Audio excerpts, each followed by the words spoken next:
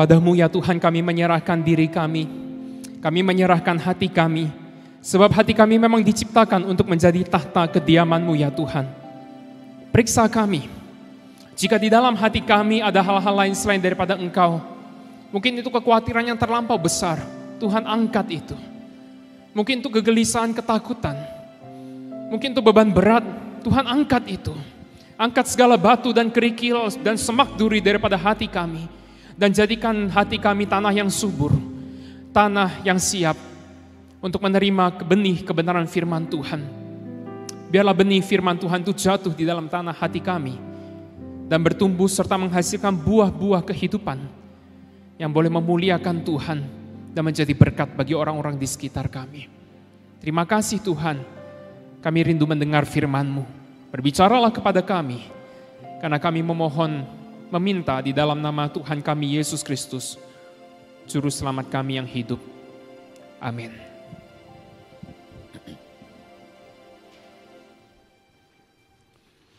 Baik, saudara sekalian, shalom. Shalom. Puji Tuhan, hari ini senang sekali bisa berbicara kepada saudara dari mimbar ini, dimanapun saudara berada. Mungkin saudara ada di rumah atau saudara berada di tempat yang lain, saudara menyaksikan via online.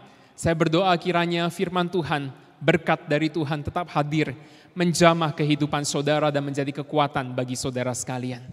Hari ini kita bersama-sama akan merenungkan satu firman Tuhan dengan judul Intimacy with God. Intimacy with God. Firman Tuhan yang mendasari perenungan kita pada pagi hari ini diambil dari Injil Markus, pasal yang pertama, ayat 1, ayat 35 sampai ayat yang ke-39. Injil Markus pasal yang pertama, ayat 35 sampai ayat yang ke-39.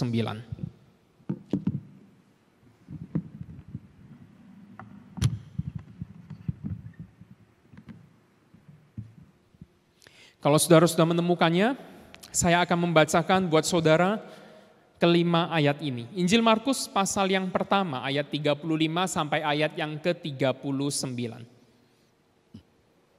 Firman Tuhan berbunyi demikian. Pagi-pagi benar, waktu hari masih gelap, ia bangun dan pergi keluar. Ia pergi ke tempat yang sunyi dan berdoa di sana. Tetapi Simon dan kawan-kawannya menyusul dia. Waktu menemukan dia, mereka berkata, semua orang mencari engkau. Jawabnya, marilah kita pergi ke tempat lain, ke kota-kota yang berdekatan, supaya di sana juga aku memberitakan Injil, karena untuk itu aku telah datang. Lalu pergilah ia ke seluruh Galilea dan memberitakan Injil dalam rumah-rumah ibadat mereka dan mengusir setan-setan. Saudara sekalian, saya yakin banyak orang Kristen rindu untuk memahami isi hati Tuhan. Banyak orang Kristen, anak-anak Tuhan, rindu untuk mencari tahu apa yang sebenarnya menjadi kehendak Tuhan, isi hati Tuhan untuk dia, untuk kehidupannya. Nah, di dalam pelayanan saya di tempat ini selama beberapa tahun ini, salah satu pertanyaan yang paling sering saya terima, itu adalah bagaimana supaya saya bisa mengetahui isi hati Tuhan. Apa yang harus saya lakukan supaya saya bisa mengetahui kehendak Tuhan di dalam kehidupan saya? Nah, saudara, ketika menerima pertanyaan ini, saya tahu bahwa orang yang bertanya akan hal ini adalah orang-orang yang sungguh rindu untuk mencari tahu apa yang menjadi isi hati Tuhan, apa yang menjadi kehendak Tuhan, dan mereka rindu melakukannya.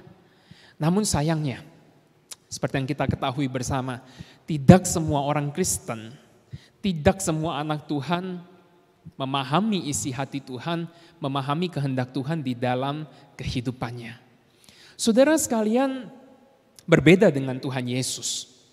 Tuhan Yesus adalah orang yang memahami isi hati Bapa.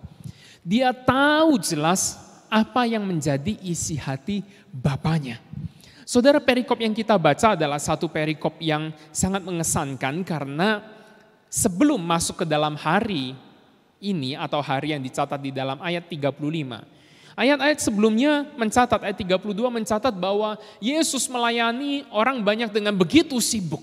Ada orang banyak berbondong-bondong datang mencari Yesus, membawa orang yang sakit, membawa penyakit, membawa berbagai macam kebutuhan, membawa berbagai macam kondisi kepada Yesus dan minta untuk disembuhkan. Dan tahukah saudara, hal itu tidak hanya terjadi pada pagi sampai sore hari, bahkan firman Tuhan mencatat sesudah matahari terbenam, mereka tetap datang mencari Yesus untuk minta disembuhkan. Saudara sekalian, jadi Yesus melayani bukan hanya pada pagi, siang, sore, bahkan sampai malam hari Yesus melayani. Dan saudara, bukan cuma malam hari, bahkan keesokan paginya, murid-murid segera mencari dia dan berkata, "Guru, mereka mencari engkau, orang banyak mencari engkau."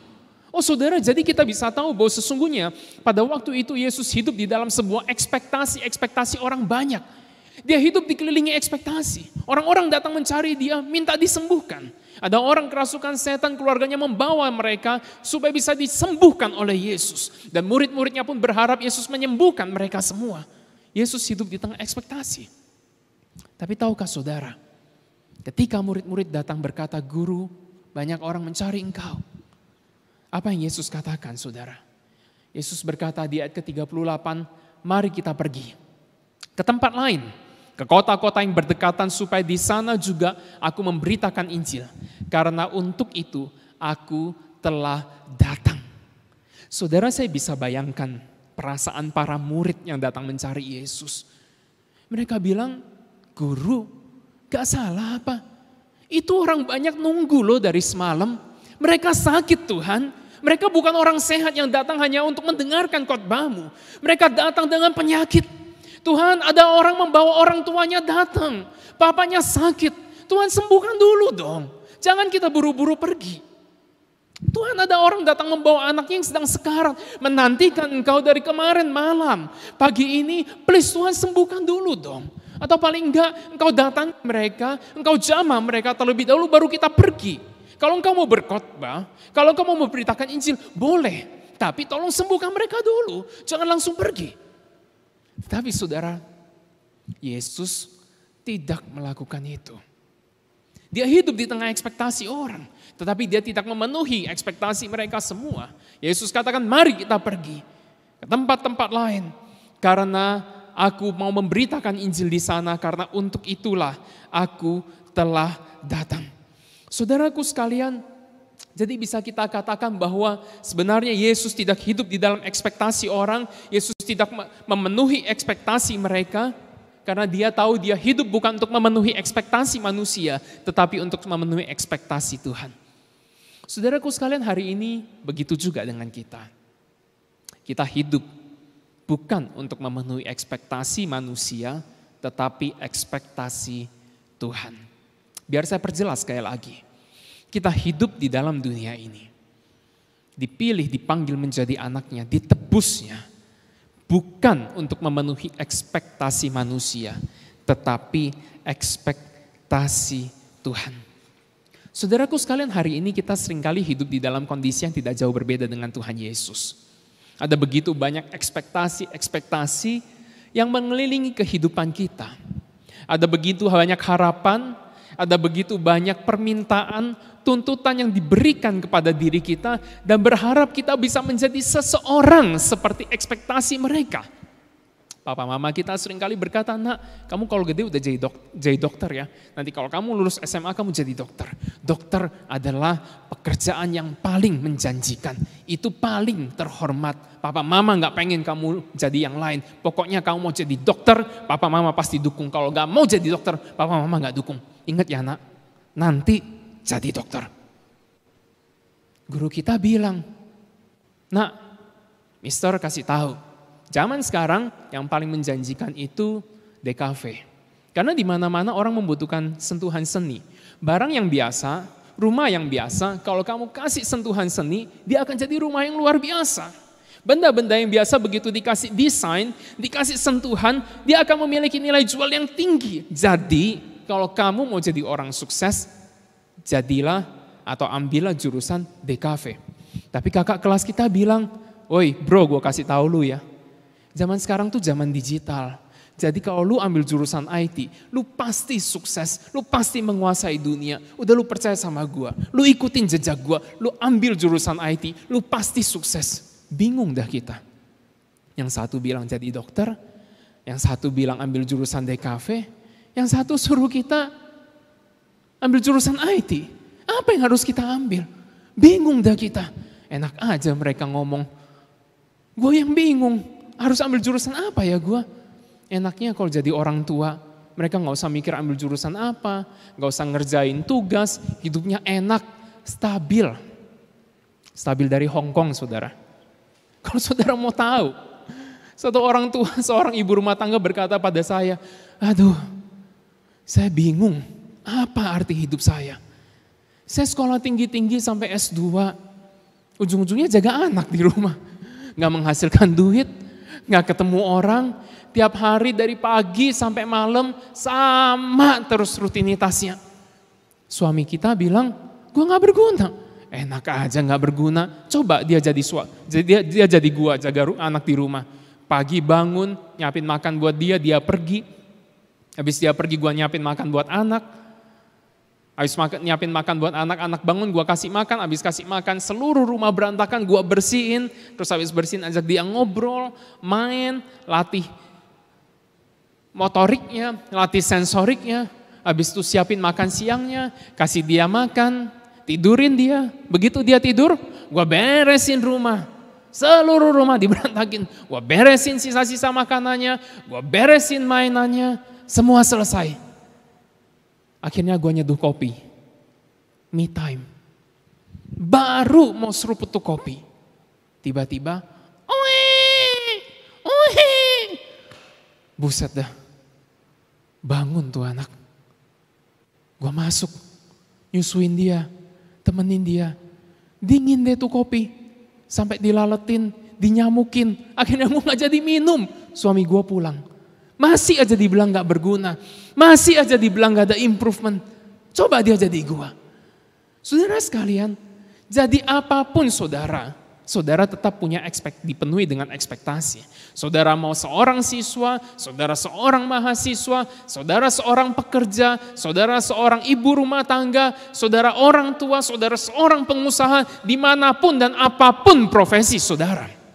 Saudara selalu dipenuhi dengan ekspektasi. Oleh sebab itu saudara tidak heran dan tidak jarang. Ada begitu banyak orang yang dipenuhi, dikelilingi dengan ekspektasi. Dan dia bingung dan tersesat di dalam labirin ekspektasi.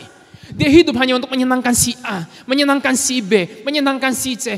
Aku hidup hanya untuk menjadi kata mama. Aku hidup hanya untuk supaya suamiku puas. Aku hidup supaya orang tuaku bangga. Aku hidup supaya anakku bangga dengan aku. Saudara, itu ekspektasi orang. Dan akibatnya apa? Akibatnya adalah kita kelelahan, keletihan, dan kita hidup di dalam segala beban berat. Makin lama kita ikut Tuhan, makin capek kita. Makin lama kita ikut Tuhan, makin hilang sukacita di dalam kehidupan kita, di dalam diri kita. Kenapa? Karena kita hidup memenuhi ekspektasi orang dan bukan ekspektasi Tuhan. Ibarat seorang pemadam kebakaran yang kehilangan fokus.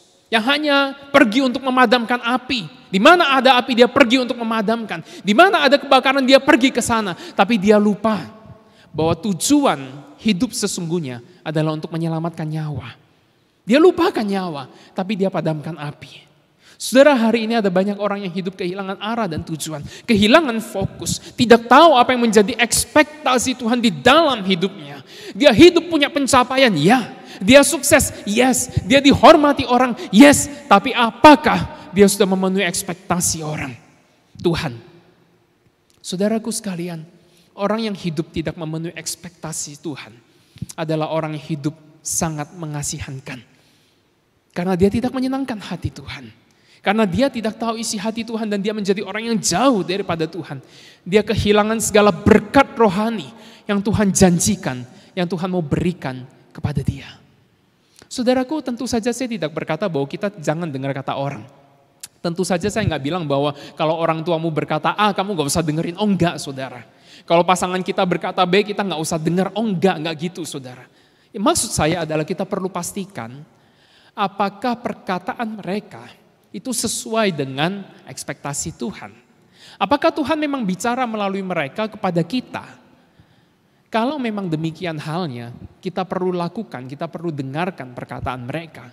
Tetapi jika tidak, jika ekspektasi Tuhan berbeda dengan ekspektasi mereka atau sebaliknya, maka saudara yang perlu kita lakukan adalah kita mengutamakan ekspektasi Tuhan dan bukan ekspektasi manusia. Saudara, Yesus adalah orang yang memenuhi ekspektasi Tuhan. Dia bukan hidup untuk memenuhi ekspektasi manusia. Dia tidak terjebak dengan lautan ekspektasi. Dia tidak terjebak dengan kebutuhan-kebutuhan, permintaan-permintaan yang ada di hadapan matanya. Tetapi dia tahu jelas, no, ini bukan ekspektasi Bapa.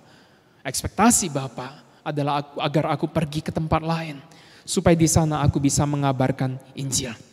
Saudara, kok hebat ya Tuhan Yesus?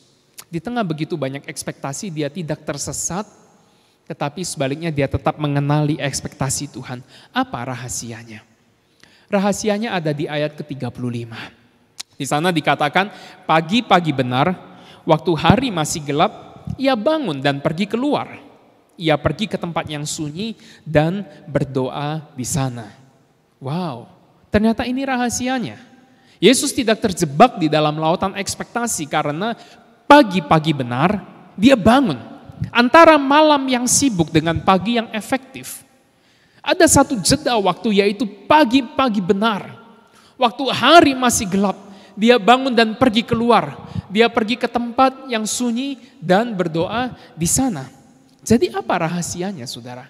Rahasianya tidak lain tidak bukan adalah doa. Dia berdoa kepada Bapa. Dia meminta petunjuk daripada Bapa. Saudara, apa itu doa? Saudara, doa adalah perjumpaan intim dengan Bapa, di mana bagian diri kita yang terdalam disentuh oleh firman-Nya. Saudara, ini hal yang penting dan saya ingin mengajak saudara membaca bersama-sama, karena setiap kata di dalam kalimat ini sangat penting. Mari kita katakan bersama, doa adalah perjumpaan intim dengan Bapa, di mana bagian diri kita yang terdalam disentuh oleh firman-Nya. Yes, betul saudara. Doa itu adalah perjumpaan intim kita dengan Bapa, di mana bagian diri kita yang paling dalam itu disentuh oleh firman-Nya. Saudara, ketika Allah Bapa, Tuhan menyentuh bagian hidup seseorang yang terdalam, maka di sana pasti ada satu perubahan hidup yang dahsyat. Di sana ada perubahan hidup yang spektakuler. Hari ini, mengapa banyak orang Kristen hidup secara rata-rata? Hari ini mengapa orang Kristen hidup di dalam kejenuhan, di dalam keletih lesuhan? Hari ini mengapa orang Kristen tidak mengalami apa yang Yesus katakan, kuk yang ringan dan sukacita yang berlimpah, dan hidup serta damai sejahtera yang melampaui akal? Mengapa? Karena dia tidak berdoa. Ataupun kalau berdoa bukan di dalam definisi seperti yang saya katakan ini. Kebanyakan orang Kristen, saudara, berdoa secara formalitas. Apa itu doa formalitas? Suatu hari teman saya bercerita, dia di dalam satu acara makan-makan diminta untuk memimpin doa. Lalu dia memimpin doa makan seperti biasanya. Di dalam nama Yesus kami berdoa, amin. Sesudah doa, lalu pergilah dia mengambil makanan. Karena itu adalah perjamuan makan prasmanan, dia ambil makanan ke piringnya, lalu dia bawa piring yang berisi makanan dan dia berjalan ke tempat duduknya dan dia duduk. Saudara, begitu dia duduk, tebak apa yang dia lakukan? Yes, doa lagi. Begitu dia duduk, dia doa lagi. Saudara yang ketawa pasti pengalaman nih. Pernah kan begitu? Habis doa bareng, ambil makan, duduk, doa lagi. Nah, itulah yang dia lakukan. Nah, saudara, begitu dia selesai duduk, doa lagi. Setelah selesai dia berdoa, anaknya yang masih TK itu datang, bilang, Papa, bukannya Papa udah doa ya?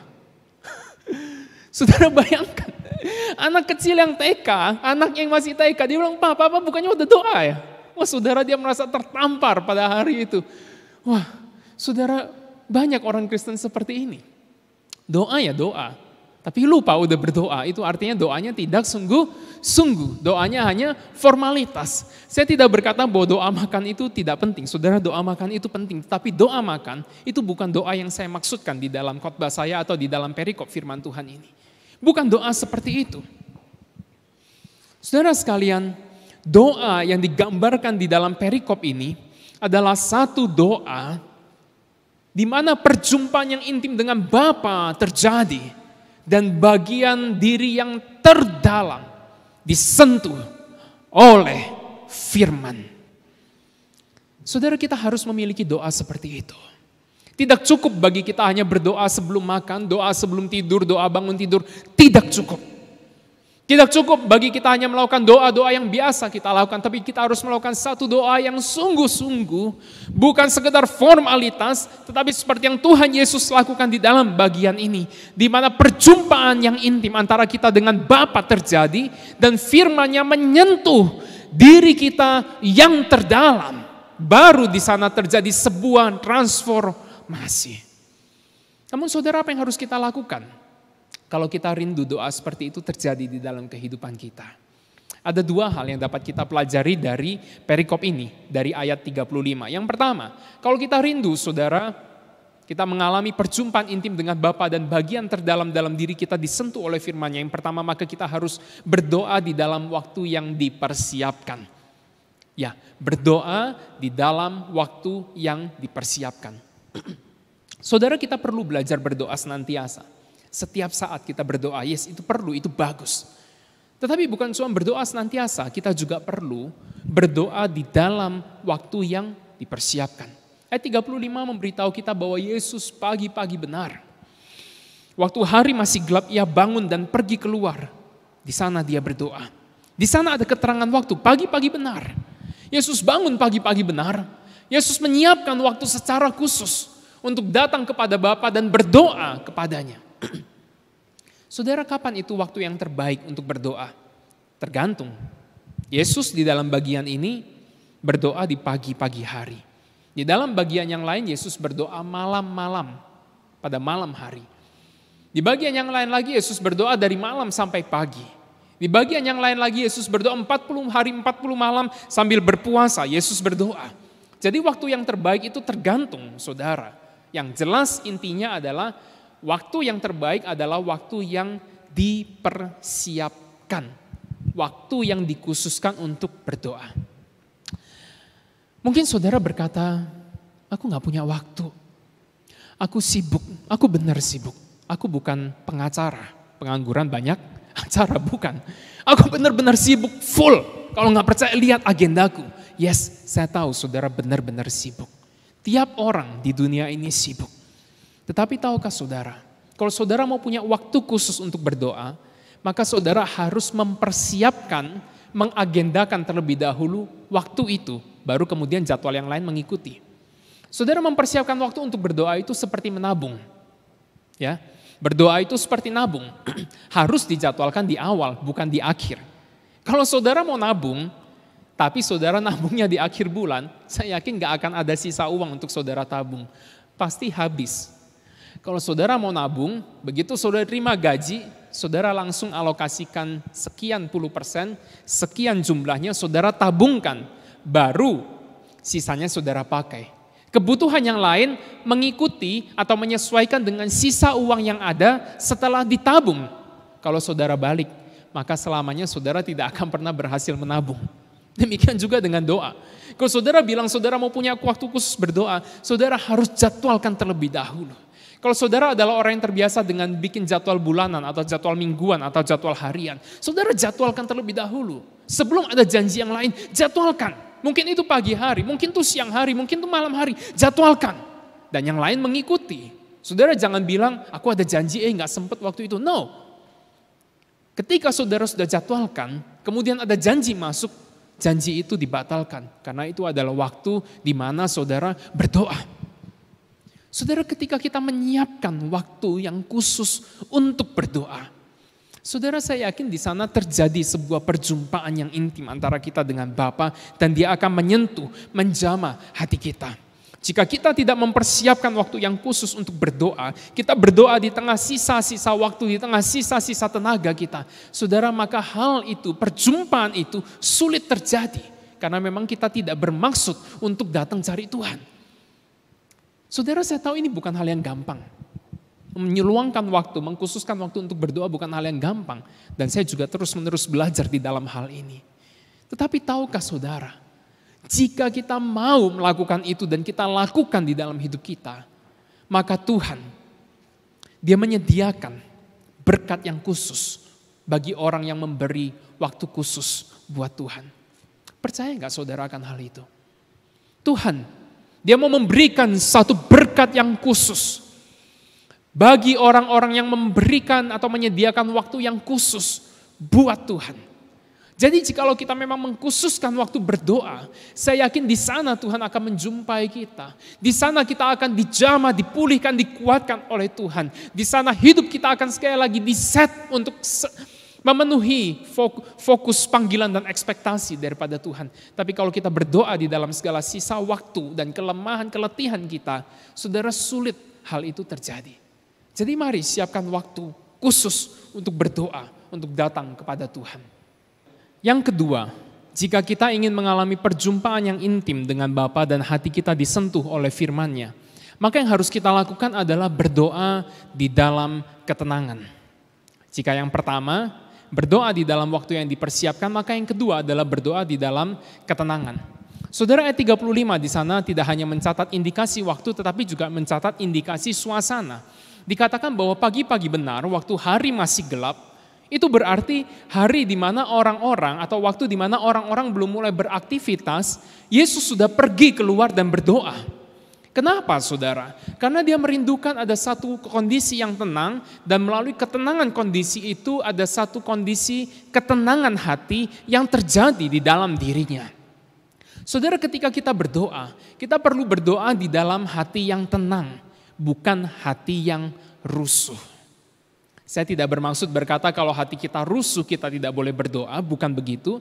Tetapi artinya ketika hati kita sedang rusuh, sedang kalut, saudara, maka penting bagi kita untuk meminta Tuhan menenangkan hati kita dan kemudian kita masuk di dalam doa. Saudara, biasanya menit-menit pertama ketika kita berdoa, hati kita itu dipenuhi dengan berbagai macam suara, dipenuhi dengan berbagai macam pikiran, dipenuhi dengan berbagai macam perasaan. Hati kita itu ibarat lalu lintas yang lagi macet, semrawut. Wah saudara, seliuran pemikiran dan perasaan di dalam hati kita. Seperti ini saudara. Seperti kalau kita pulang kerja lagi nyetir, tiba-tiba ada motor lewat di kanan kita, ngeng dari kiri kita. Tiba-tiba ada orang nyebrang, kita ngerem. Tiba-tiba orang di depan naik motor, gak ke kiri, gak ke kanan, sen ke kiri tapi belok ke kanan. Wah saudara, bingung kita. Begitulah kondisi kita waktu kita pertama-tama atau di dalam menit-menit pertama kita berdoa. Biasanya ada begitu banyak pikiran, perasaan yang muncul. Begitu kita duduk, kita diam, kita mulai berdoa. Mungkin saudara kita teringat, waduh WA si dia belum dibales nih. Ngamuk gak ya dia? Biarinlah. Udah gue bilang kalau mau order lebih awal jangan mepet-mepet, dia mepet-mepet, siapa suruh juga dia mepet-mepet. Ya mana gue bisa balesin, mana gue bisa ladenin orderannya, udah biarinlah. Kalau dia ngomel gimana? Aduh udahlah, dasar kayak emak gue aja, suka ngomel. Waktu gue kecil, aduh si mama itu ngomel terus, gak pernah berhenti. Kalau pas ada maunya aja, dia baru baik. Kalau enggak, ngomel lagi, kayak politikus aja. Kalau pas lagi kampanye, ada maunya, baru baik. Janji manis diucapkan, janji-janji masa depan diberikan. Tapi kalau udah kepilih, aduh ampun dah, gak ada yang dipenuhi. Hancur negara ini, mau seperti apa? Pusing aku hidup dalam kondisi seperti ini. Enaknya kalau hidup kayak si dia teman aku itu. Kalau aku lihat IG-nya, aduh banyak banget foto-foto bagus. Pemandangan, jalan-jalan, makanan enak. Gak kayak aku. Uang pas-pasan, hidup aja susah, apalagi untuk jajan, gimana cukup, uang kuliah aja belum dibayar, aduh dasar anakku itu, nanti udah dibayar uang pangkal, ganti lagi jurusan, aduh. Saudara lihat, menit-menit pertama kita berdoa, muncul tuh semua pikiran, kekhawatiran, kegelisahan, Semua muncul satu-satu. Mulai dari WA belum dibales, kerjaan belum diberes, sampai masa lalu kita muncul. Emak kita juga kena semprot. Pemerintah juga diancur-ancurin. Nyasar ke IG orang, nyasar ke uang pangkal anak, ke biaya, mulai kita nyalain anak kita. Saudara, begitulah pikiran kita awal-awal atau menit pertama ketika kita berdoa. Semrawut saudara pikiran kita. Perasaan kita juga semrawut.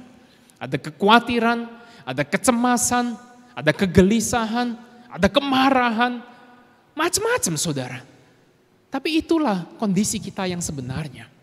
Itulah diri kita. Kita tidak pernah merasakan hal itu karena memang kita tidak pernah datang berdoa ke hadapan Tuhan. Tetapi ketika kita datang kepada Tuhan di dalam waktu yang khusus itu, Tuhan seringkali membukakan itu semua karena hal-hal itu seringkali menghalangi relasi kita dengan Tuhan. Dan ketika hal itu terjadi, saudara, apa yang harus kita lakukan? Hadapi diri kita sendiri dengan jujur.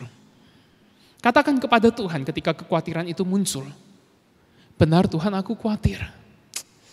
Ketika kemarahan itu muncul, katakan, ya Tuhan, aku marah.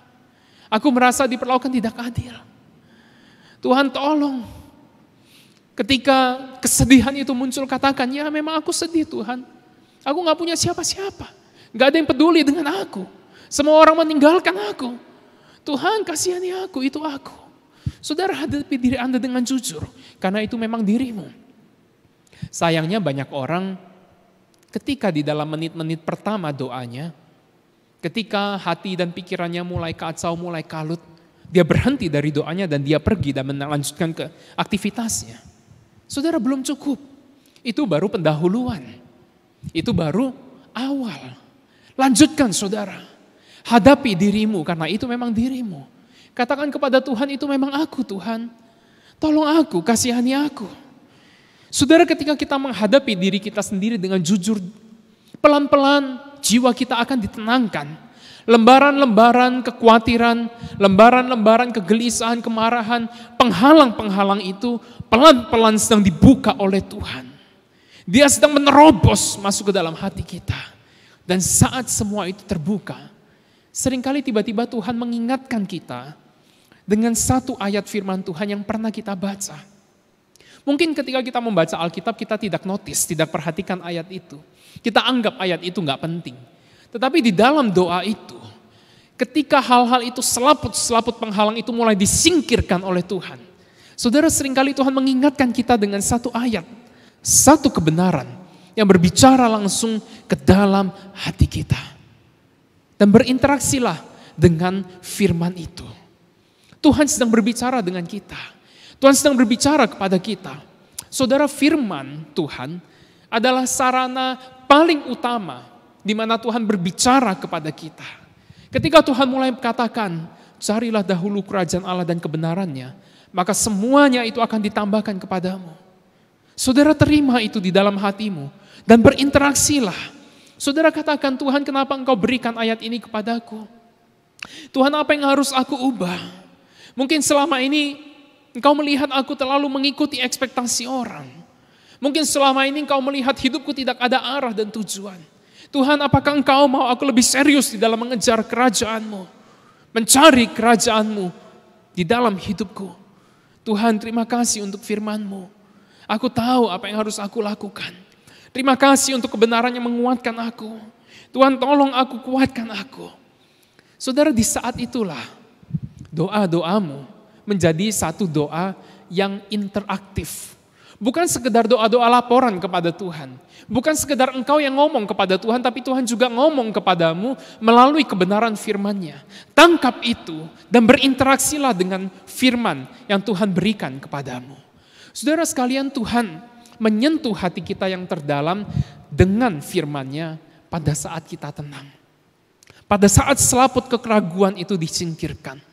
Pada saat selaput kemarahan itu Tuhan bongkar. Pada saat selaput kekecewaan itu Tuhan angkat. Seringkali pada saat itulah Tuhan menghantarkan sebuah firman masuk ke dalam jiwa kita yang paling dalam. Itulah firman. Itulah perkataan Tuhan untukmu. Itulah yang mau Tuhan katakan kepadamu di dalam doa. Jika engkau memperoleh itu, pada saat itu saya yakin Doamu menjadi sebuah perjumpaan yang intim antara engkau dengan Bapa, di mana firman-Nya menyentuh bagian dari dirimu yang terdalam. Saudara sekalian, pernahkah kita berdoa di dalam ketenangan? Atau selama ini kita berdoa, tapi kita berdoa di dalam kekacauan, di dalam kekalutan, dan kita tidak bertahan, kita tidak meminta Tuhan mengangkat itu, lalu kemudian kita pergi begitu saja.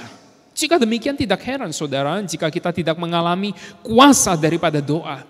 Itu tidak heran sebabnya kita tidak mengalami damai sejahtera sesudah kita berdoa. Hati kita tetap galau, jiwa kita tetap berada dalam kesuraman, karena firman dari Tuhan belum sampai ke dalam hatimu. Saudara, kita perlu meminta Tuhan membongkar selaput-selaput di dalam hati kita. Dan meminta Dia mengirimkan firman-Nya masuk ke dalam bagian diri kita yang terdalam. Saudaraku, pada saat itu, jika firman masuk ke dalam hatimu, maka engkau akan menemukan damai sejahtera. Engkau akan menemukan kekuatan. Engkau akan menemukan kembali tujuan hidupmu yang semula, yaitu untuk bersaksi dan memuliakan Tuhan.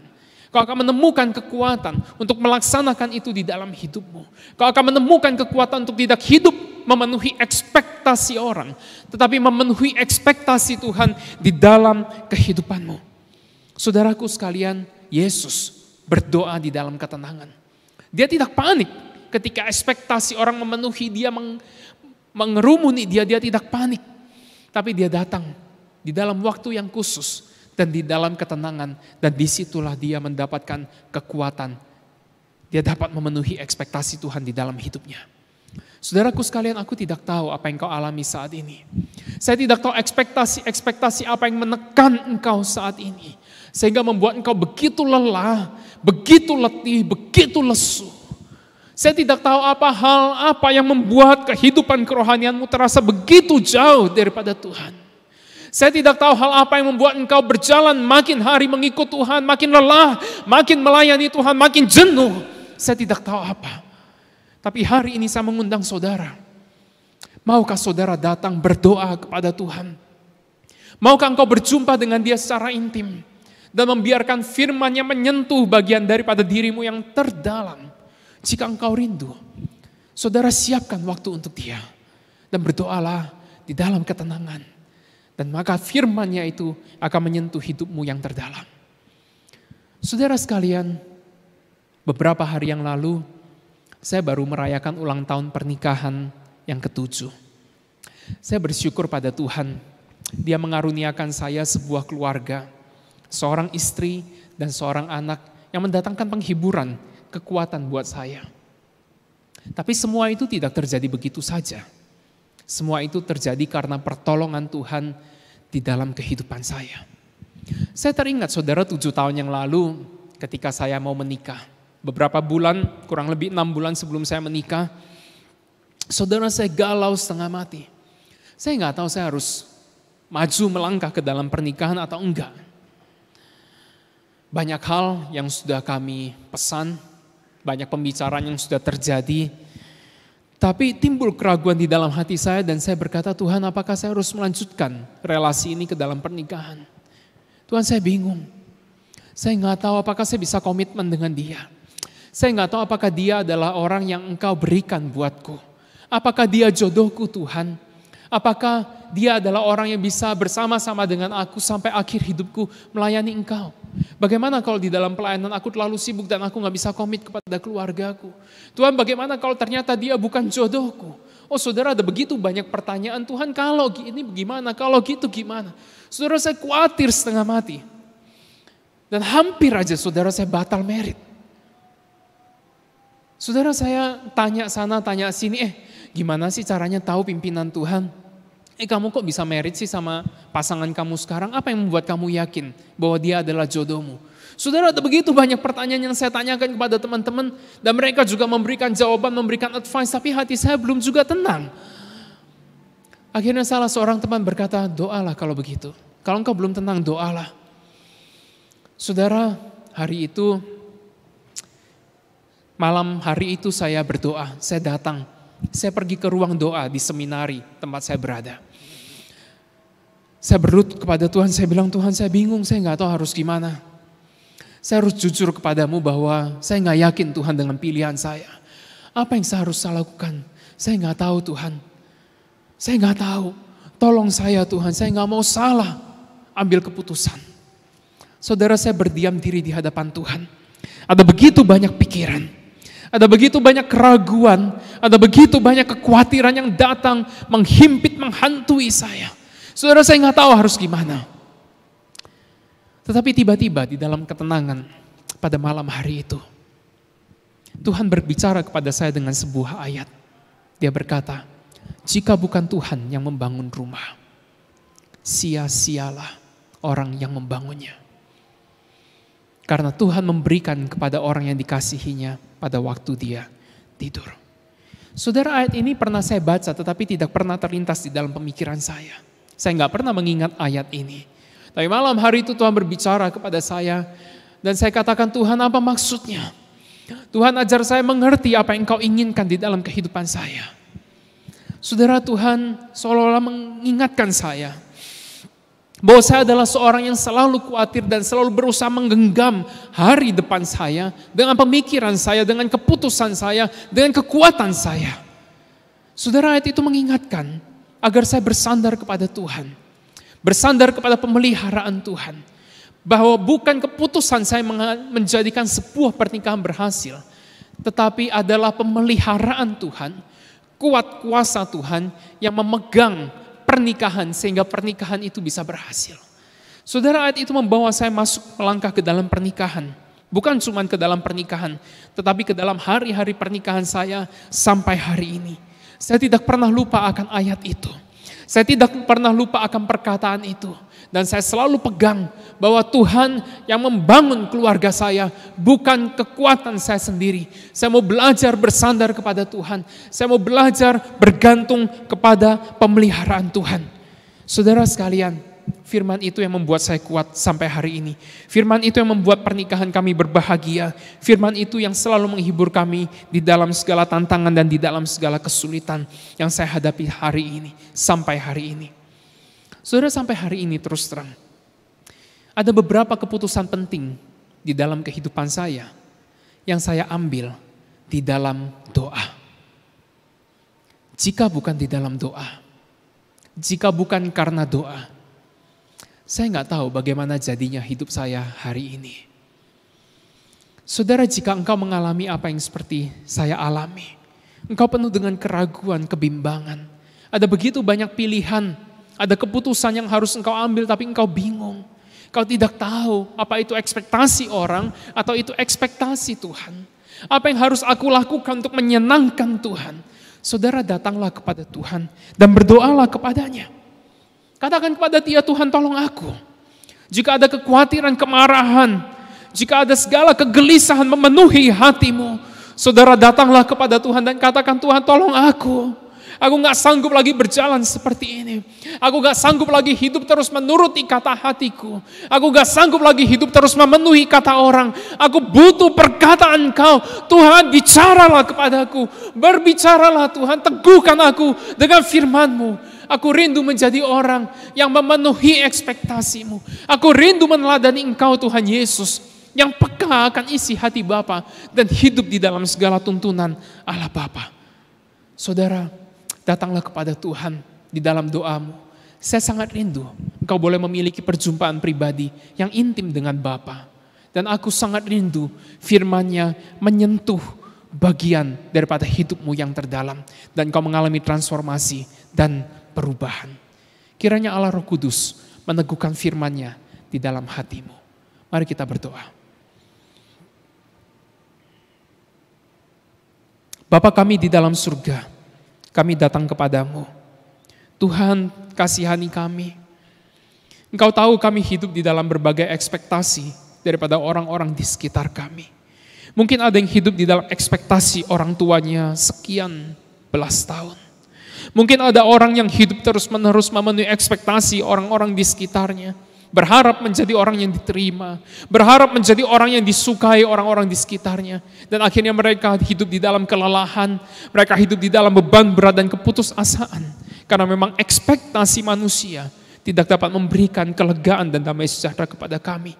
Karena kami bukan diciptakan untuk memenuhi ekspektasi manusia. Ajar kami meneladani Engkau Tuhan kami Yesus, yang hidup memenuhi ekspektasi Allah Bapa. Beri kami kepekaan. Berbicaralah kepada kami Tuhan. Bawa kami mendekat kepadamu. Di dalam doa-doa pribadi kami, berbicaralah kepada kami. Tuhan, tolong sertai umat-Mu. Allah Roh Kudus, lawat mereka. Biar firman-Mu boleh menjadi kekuatan bagi mereka. Dan biar mereka berjumpa dengan Engkau di dalam doa-doa pribadi mereka. Hamba-Mu sangat terbatas Tuhan, tapi kiranya Allah Roh Kudus selalu menyertai mereka. Ini doa kami, hanya di dalam nama Yesus kami berdoa. Amin.